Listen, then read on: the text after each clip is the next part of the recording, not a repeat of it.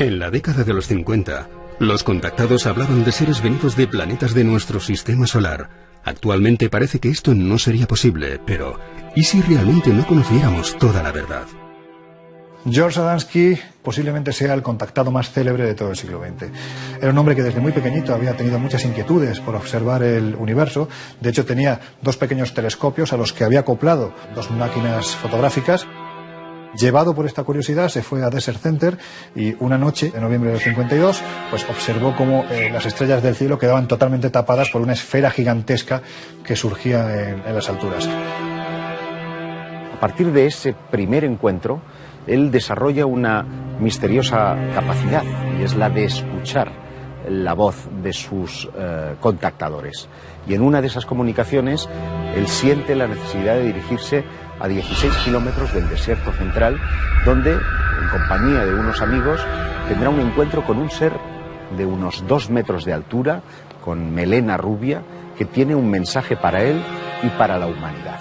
Un ser supuestamente extraterrestre al que llamó Orton, así decía llamarse, y que procedía del planeta Venus.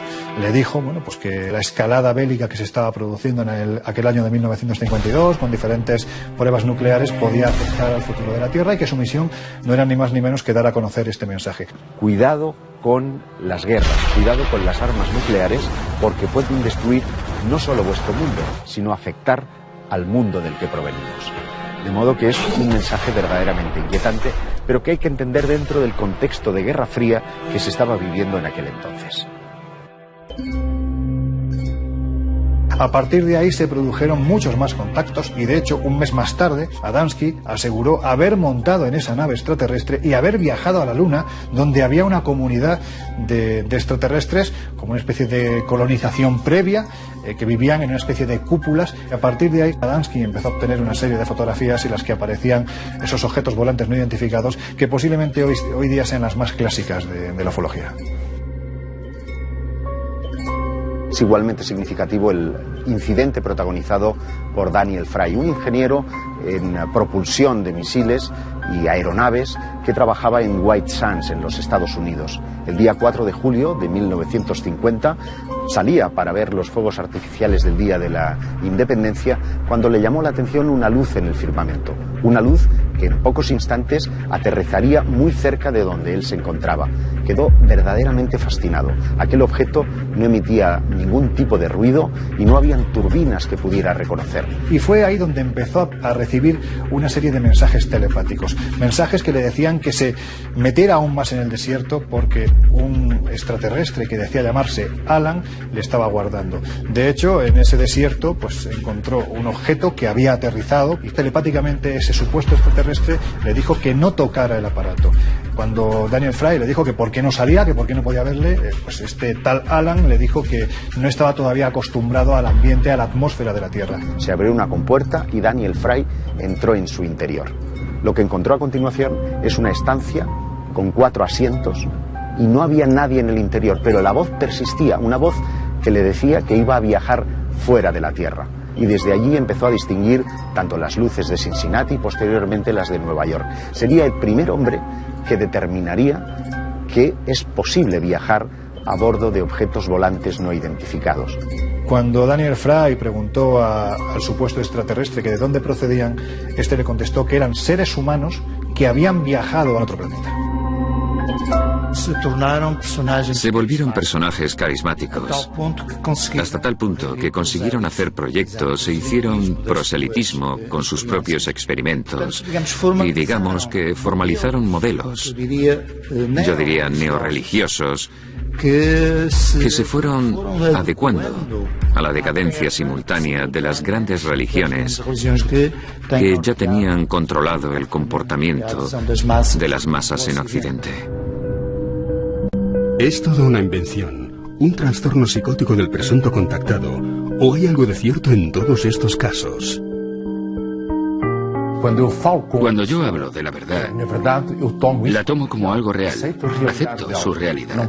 No lo pongo en duda. Porque objetivamente, para esa persona es simplemente la realidad. Después, al conectar con nuestro entendimiento de un mundo que es real, Puedo simplemente decir, parecía real, pero entiendo que otras personas pueden tener otro punto de vista.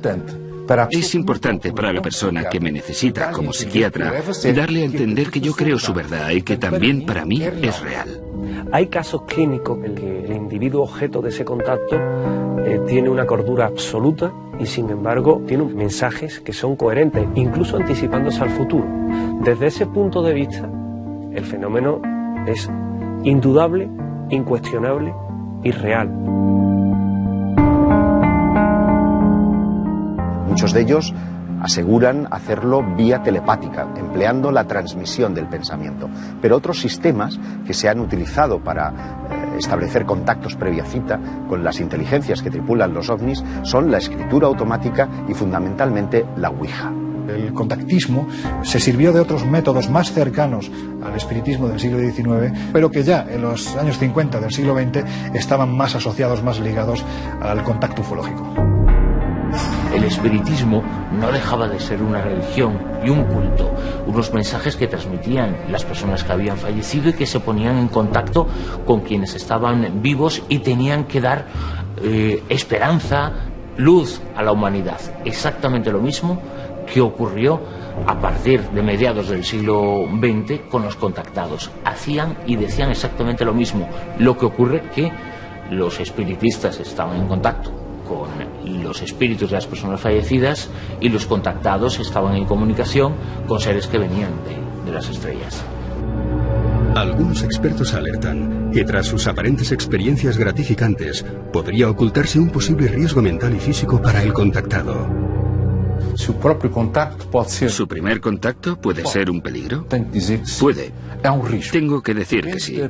Es un riesgo que depende de la personalidad de esa persona. Si esa persona no tiene una estructura interna fuerte, bien construida, con una gran capacidad crítica, puede desestructurarse y volverse inadecuado para la sociedad actual. No creo para nada en la existencia de ningún tipo de peligro. Hay algunos suicidios muy conocidos de personas que mantuvieron ese tipo de contactos y comunicaciones a través de la Ouija y de otros mecanismos, e incluso casos de individuos que se han convertido en algo parecido a líderes sectarios. El equilibrio en esas personas estaba antes, y lo que hace el contacto con lo que sea a través de esos mecanismos es lo que desequilibra ya totalmente la mente de esa persona. En 1974, un grupo de estudiantes de la Universidad Católica de Lima, después de recibir unos sorprendentes mensajes, deciden trasladarse a los arenales de Chilca, en el desierto peruano. Su intención es contactar con seres extraterrestres. Carlos y Sixto Paz habían mantenido una suerte de contacto psicográfico. Es decir, la mano se les movía escribiendo garabatos y posteriormente nombres coherentes y comunicaciones coherentes que les advertían previa cita de un avistamiento ovni. El caso es que cuando llegan, efectivamente, se encuentran con ese objeto no identificado.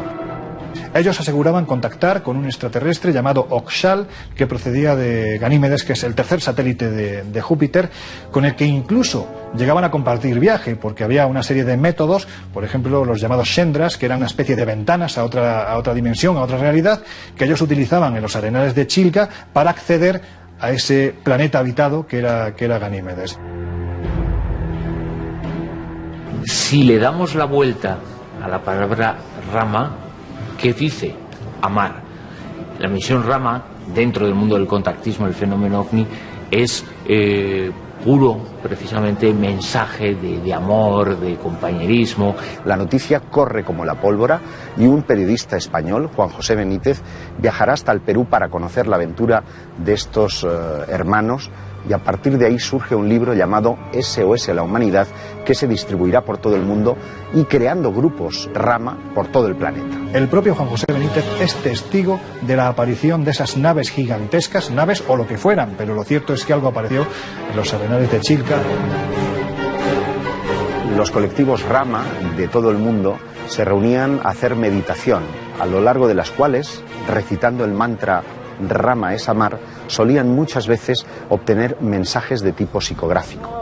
Es como si desde aquellos lejanos planetas cogieran la mano de los contactados peruanos y les hicieran escribir esos mensajes que eran muy similares a los que cualquier otra religión puede transmitir, con la particularidad de que en esos mensajes los seres de otros mundos decían que iban a dar pruebas de su existencia y en no pocas ocasiones los citaban a tal hora, en tal sitio, y apareceremos, les decían. Los escépticos suelen decir a menudo que esos guías extraterrestres con los que dicen contactar estas personas no están más que en la imaginación de cada uno de ellos. Pero, ¿cómo explicamos entonces los avistamientos previa cita? Cuando uno es capaz de determinar el lugar y el momento exacto en el que van a aparecer de nuevo esos ovnis. Hay muchos contactados, de hecho en España tenemos algunos con nombres y apellidos que invitan a quien quiera a que acudan determinados días del mes a que vayan con ellos porque en los cielos se ven, y se ven cosas muy extrañas. No sé si asociadas al fenómeno extraterrestre, pero lo que sí es cierto es que son lo suficientemente extrañas como para que no tengan explicación. Esos sucesos ocurrían y en alguna ocasión se llegaron a fotografiar esos artefactos en el desierto de Chilca y en otros lugares en Perú, en donde les habían comentado y les habían dicho esos seres a través de la escritura automática que iban a aparecer. No sabemos si estaban en contacto con extraterrestres o no, pero sí sabemos que esas experiencias, por la cantidad de testimonios que hay, esos avistamientos sí eran completamente reales. Misión Rama es posiblemente el fenómeno contactil, socialmente hablando y posiblemente misteriosamente hablando, más importante del siglo XX.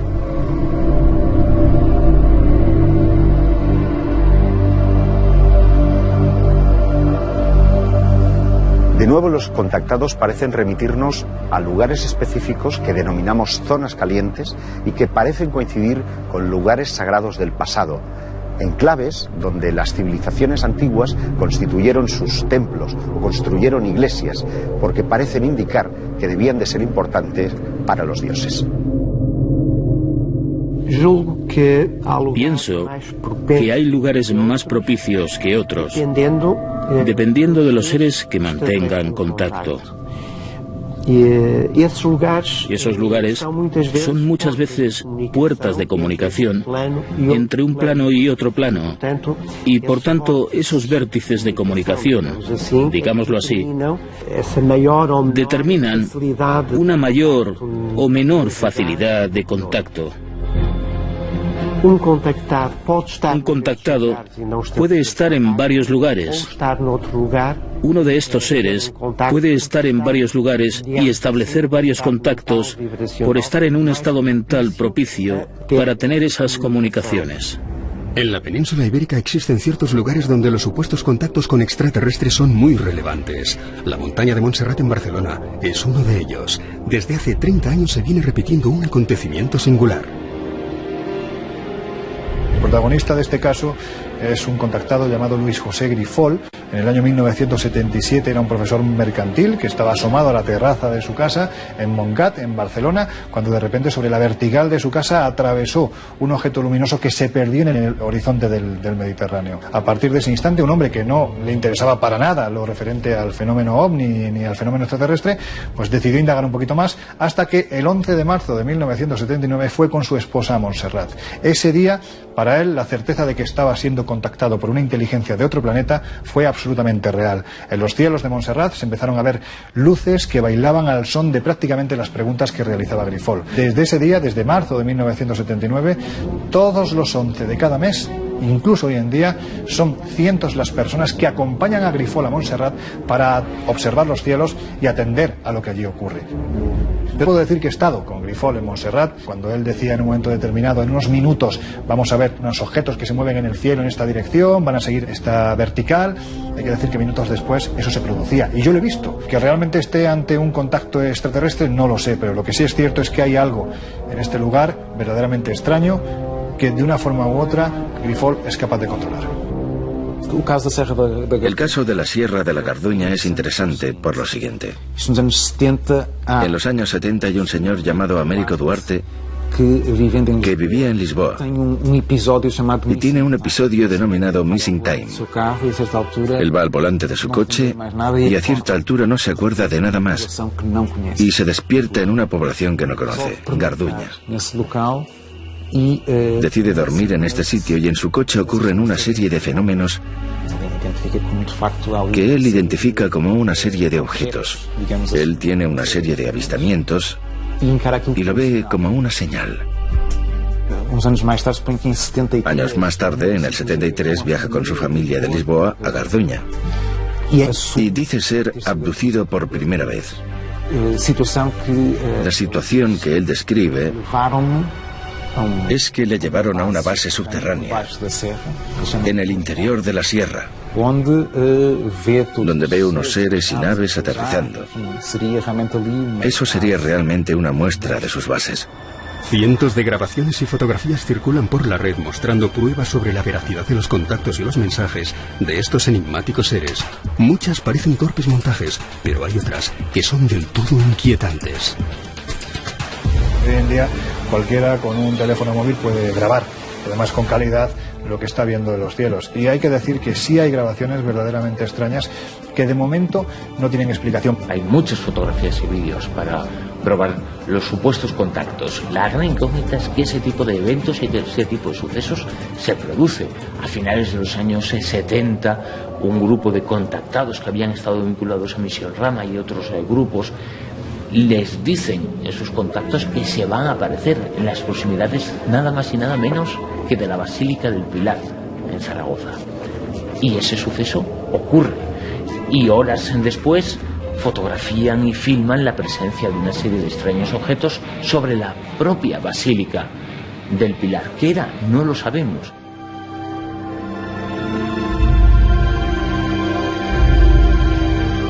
El suizo Billy Meier posiblemente haya pasado a la historia del contactismo por ser una de las personas que más volumen fotográfico, más pruebas incluso físicas procedente de estas supuestas naves extraterrestres que además vendrían de las Pléyades, del sistema de las Pléyades. De hecho, él califica a esos extraterrestres como los Pleyarén.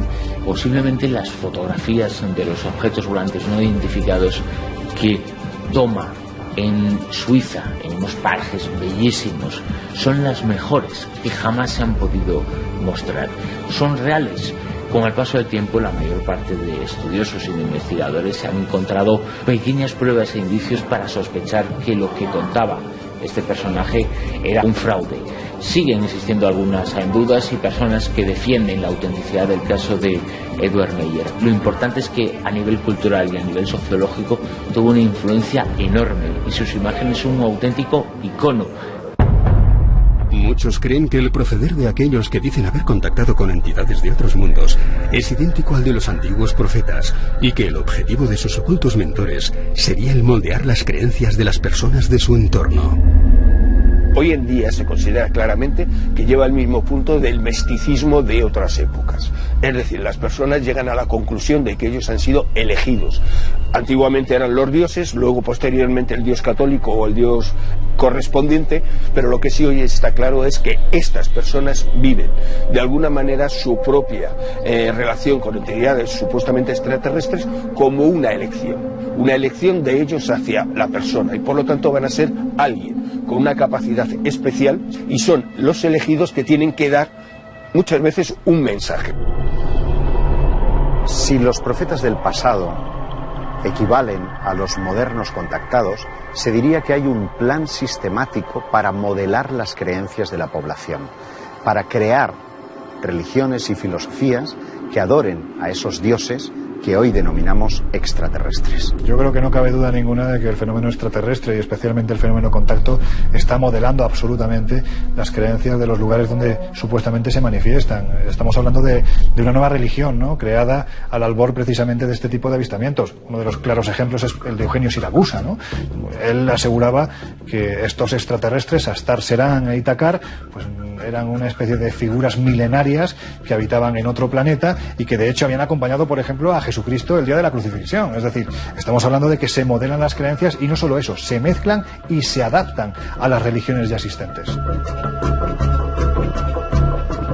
mi opinión, el fenómeno ovni no se basa en un sistema de creencias, ya que existen numerosas pruebas a lo largo de la historia que demuestran un contacto extraterrestre o interdimensional.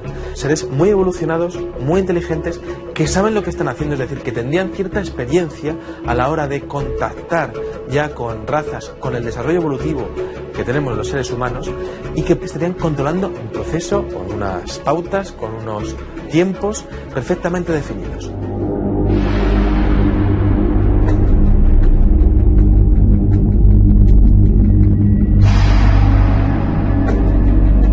Bueno, existen cientos, incluso miles y miles de casos de contactos extraterrestres en la historia. Ahora mismo me viene a la cabeza, por ejemplo, una especie de grabado de la ciudad de Nuremberg del año 1561, en donde se expone un gran mosaico de objetos voladores no identificados sobre el cielo de la capital alemana.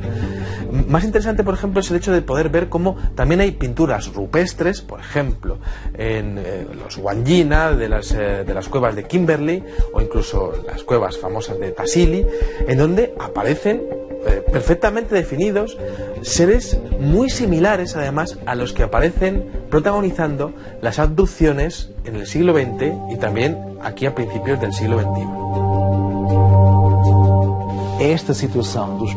Esta característica de los contactos puede en efecto tener que ver con las religiones, pero también puede ser vista como una nueva religión desde varias perspectivas.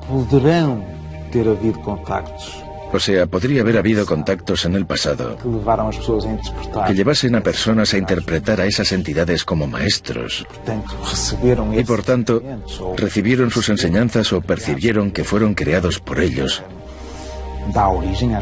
Y esto originó las distintas religiones. Todo esto tiene una base común, es verdad. Hay un Dios creador. Nosotros fuimos creados por alguien. Y también es verdad que pueda ser la parte filosófica de una nueva religión y aportar una nueva sabiduría y una nueva conciencia. Diferentes objetos voladores no identificados, muy similares a los que se ven a día de hoy en los cielos de las ciudades de nuestro planeta, pues ya aparecen en el siglo XVI. Pero si nos remontamos, por ejemplo, a la antigua Sumeria, vemos continuamente dioses que están bajando, que están interaccionando con los seres humanos, y son dioses que tienen una tecnología, que pueden hacer grandes hazañas en el campo científico. No estamos hablando de algo relacionado con la espiritualidad, para nada. Esos seres son físicos y las hazañas que están mostrando toda la mitología de los sumerios son reales. Una de las constantes del mensaje de los contactados es su trasfondo mesiánico. Parece que su mensaje nada tiene que ver con fórmulas matemáticas ni con sistemas de propulsión, sino que parecen restringirse a un aspecto mucho más mundano, mucho más cercano al ser humano, el trasfondo espiritual. Realmente en nuestra cultura y en todas las culturas previas a nosotros, esas personas elegidas organizan dentro de su propio inconsciente su mensaje divino o extraterrestre, en este caso, en el cual la espiritualidad es lo único importante. Un mensaje técnico tiene un inconveniente, hay que demostrarlo, cosa que en un mensaje místico nunca existe. Por lo tanto, es más fácil para ellos dar ese mensaje y que los demás lo acepten.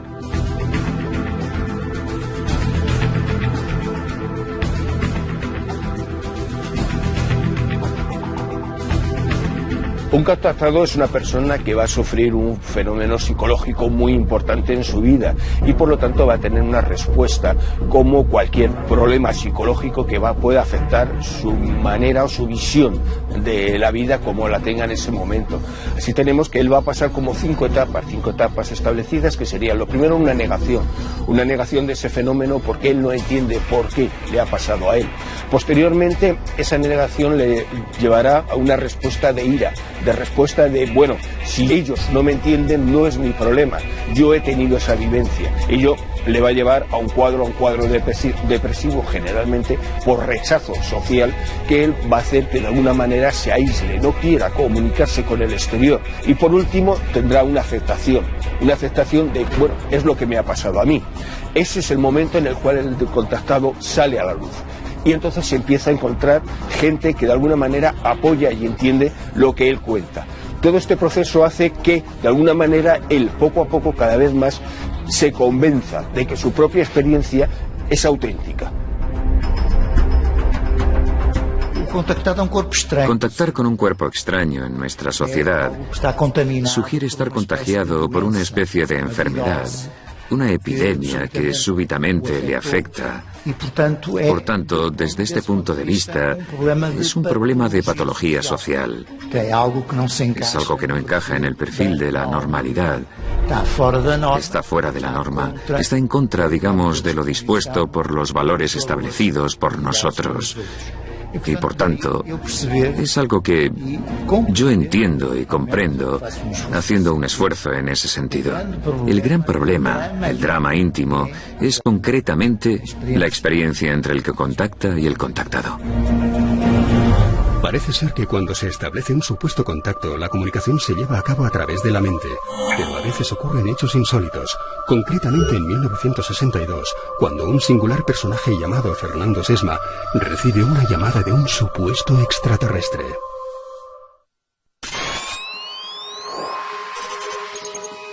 La llamada que recibe Fernando Sesma en un céntrico café madrileño origina el misterioso caso de Humo. Este controvertido asunto afectó a cientos de personas que estaban convencidas de mantener correspondencia con una inteligencia extraterrestre. El caso Humo, digamos que habría que focalizarlo en torno a la figura de un personaje muy conocido en aquella época, hablamos de los años 50 del pasado siglo, llamado Fernando Sesma Manzano, que es el que empieza a aglutinar toda la información procedente de este planeta que supuestamente se ubica en la estrella 424 a 14,5 años luz de la Tierra. Él capitanea a partir de sus primeras experiencias una serie de reuniones en el Café León, en el centro de Madrid, y él consiguió que algunas de esas históricas y míticas tertulias literarias se convirtieron también en tertulias sobre extraterrestres y sobre ovnis. Principalmente lo que recibe son informes de un alto contenido matemático, astronómico, físico. Una serie de supuestos mensajes que a través de cartas con una capacitación y preparación técnica y filosófica extraordinaria que se transmiten y que reciben un núcleo muy importante de personas de Madrid y de otras partes de España, aunque luego el fenómeno se extendió a otras partes del mundo. Y luego había básicamente muchas llamadas telefónicas con una voz distorsionada de los sumitas que han quedado grabadas. Preguntan. ¿Son hermanos? ¿A sus hermanos? Sí. ¿Reunidos?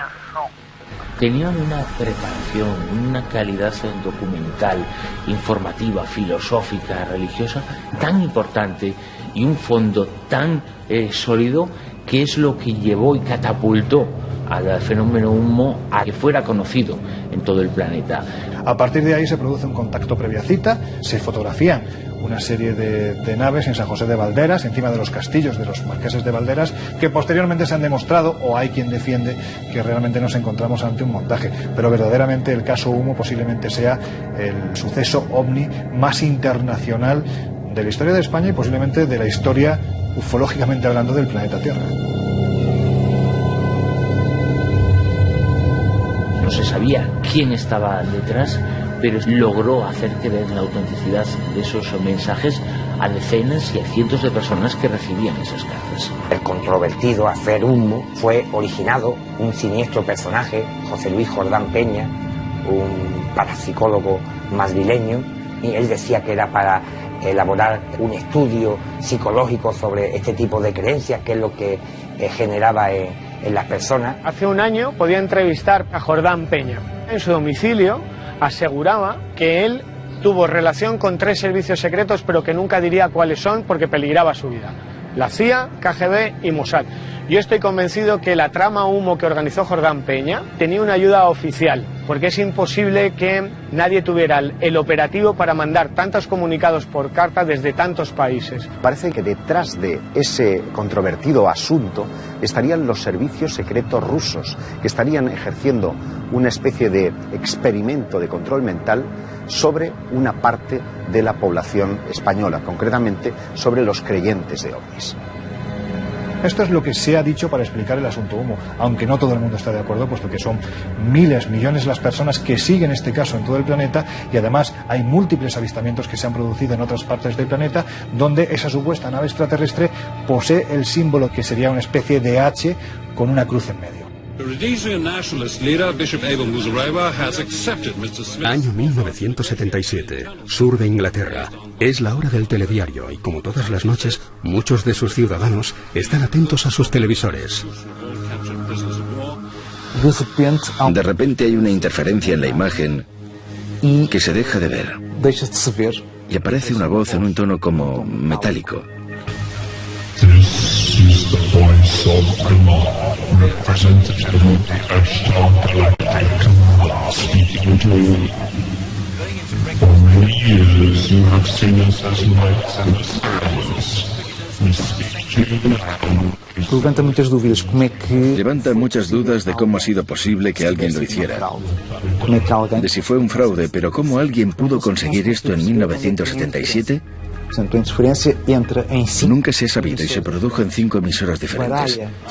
Los espectadores no conseguían ver la imagen porque estaba distorsionada. Solo veían rayas y ruidos en la pantalla y solo podían oír esa voz metálica transmitiendo el mensaje durante más o menos 10 minutos. Nunca se ha conseguido saber el origen de ese mensaje, pero es interesante porque una vez más usaron un medio de comunicación terrestre para anunciarse o contactar.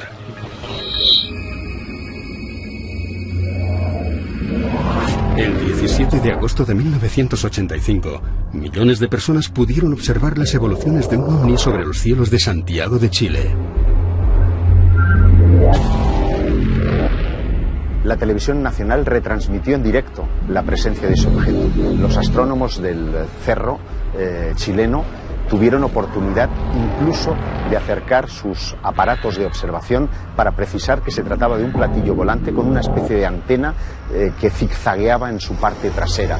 Para la mayoría se trató de un artefacto de procedencia desconocida, pero un grupo de radioaficionados estaba convencido de que aquel avistamiento era la confirmación a una serie de contactos que venían produciéndose desde tiempo atrás y que tenían que ver con una comunidad extraterrestre que ya habría llegado a nuestro planeta y habría habitado en la isla Friendship, situada al sur del archipiélago de Chonos, en Chile. Capturaban tipo abducción a personas que se llevaban a la isla para trabajar con ellos y sobre todo para curarles de determinadas enfermedades. Como los antiguos apóstoles estarían buscando a personajes que le harían de emisarios de su mensaje y definitivamente perderíamos su contacto unos años más tarde. Desde entonces no se ha vuelto a tener ninguna transmisión por radio.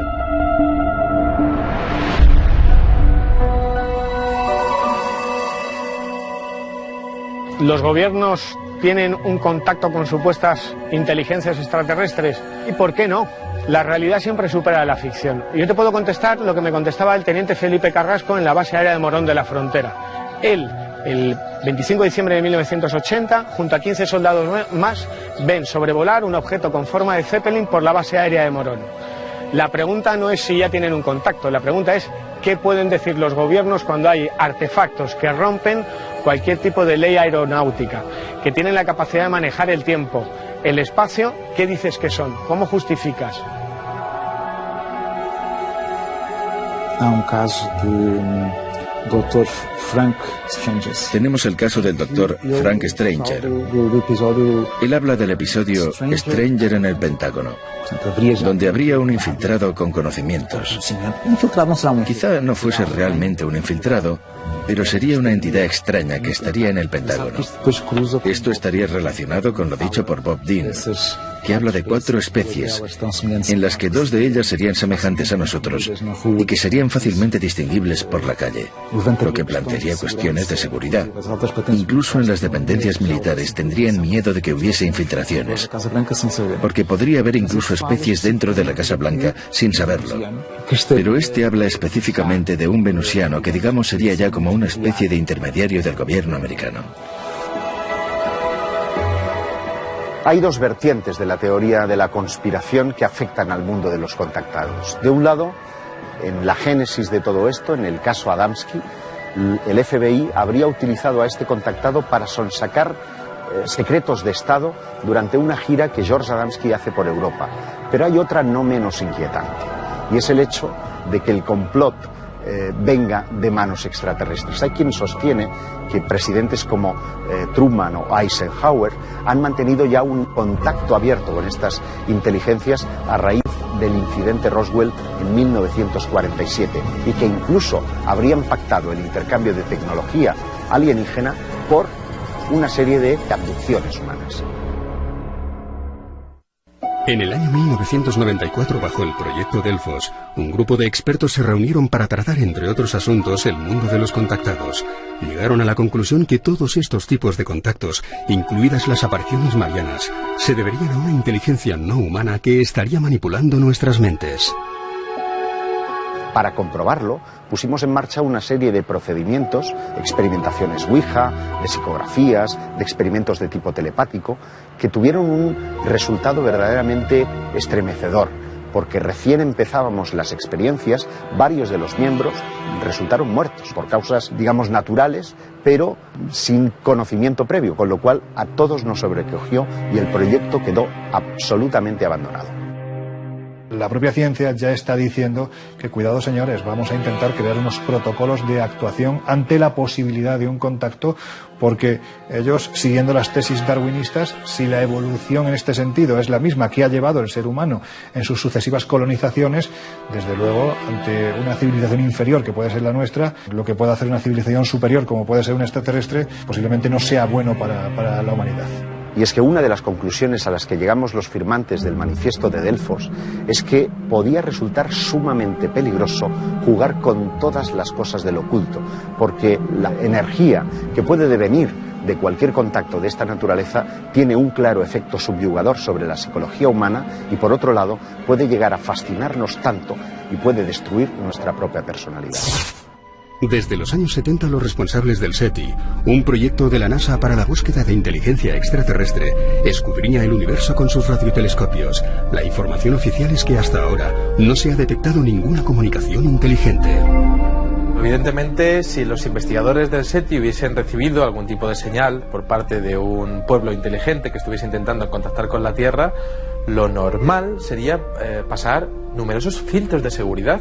Yo pienso que no se llegaría a desclasificar ningún tipo de información relacionada con una comunicación así, ya que cambiaría totalmente tanto el paradigma científico como la economía y la sociedad de los seres humanos. Estaríamos hablando de un caos tanto económico como moral y religioso.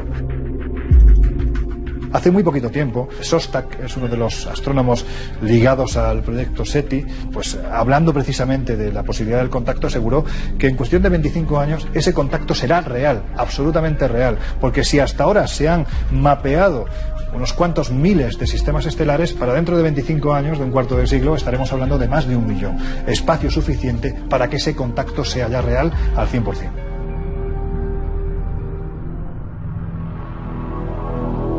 Puede parecer una contradicción. Estamos gastando grandes presupuestos en tecnología, en antenas, en técnicos e ingenieros para captar señales del cosmos y resulta que los contactados llevan años, si no siglos o milenios, diciendo que contactan con entidades no humanas e invisibles. Claro, la pregunta es, ¿esas entidades están dentro de nuestro universo visible? ¿Vienen de otra dimensión? ¿Vienen de otro lugar que no es el universo? Bueno, ese es el misterio que habrá que resolver y que sin duda abre un montón de preguntas todavía por responder. Es cierto que existen personas que exponen que han sido contactadas a través de la telepatía por parte de seres o entidades extraterrestres en procesos de abducción. Entonces, claro, existe una contradicción porque se podría llegar a comunicar mediante la telepatía, pero nosotros estamos utilizando antenas y radiotelescopios, ¿no? Entonces, creo que a nivel local, es decir, lo que sería de entidad a entidad, sí que podría llegar a funcionar la telepatía, tal y como se ha demostrado en muchos casos de abducción considerados reales. Pero claro, a nivel global, para una comunicación con toda una especie, sí que se tendrían que realizar mensajes de radio que fuesen pues retransmitidos a través de radiotelescopios, ¿no? Miles de personas aseguran haber contactado con alguna entidad desconocida. Muchas de ellas afirman que se trata de seres que no pertenecen a nuestro mundo. Esta avalancha de testimonios animaría a pensar que podrían haber existido contactos con seres extraterrestres. Con los datos que disponemos hoy en día, sí podemos afirmar que determinados contactados han tenido contacto con algo extraño, con unas inteligencias del tipo que sean, que parecen manejarse a su antojo y que en ocasiones corresponden a las peticiones que hacen estos contactados. Las personas que lo afirmaban no estaban mintiendo y sí podían mostrar, en algunos casos, pruebas de que lo que decían por lo menos era cierto. ¿Estaban detrás o no seres de otros mundos? No lo sabemos, pero no mentían.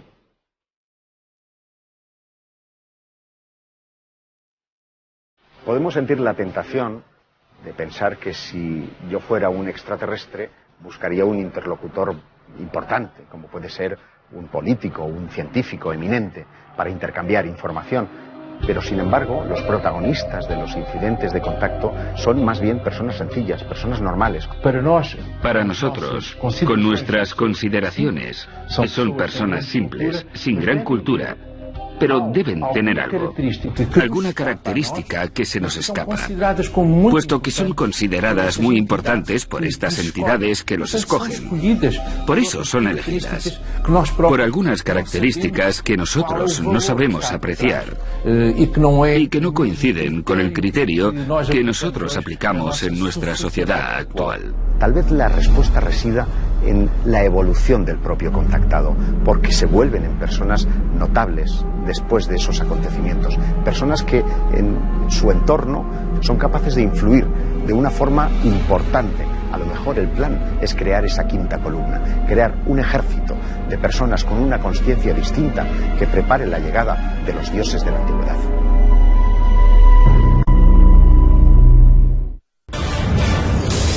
Esto es Teorías de la Conspiración.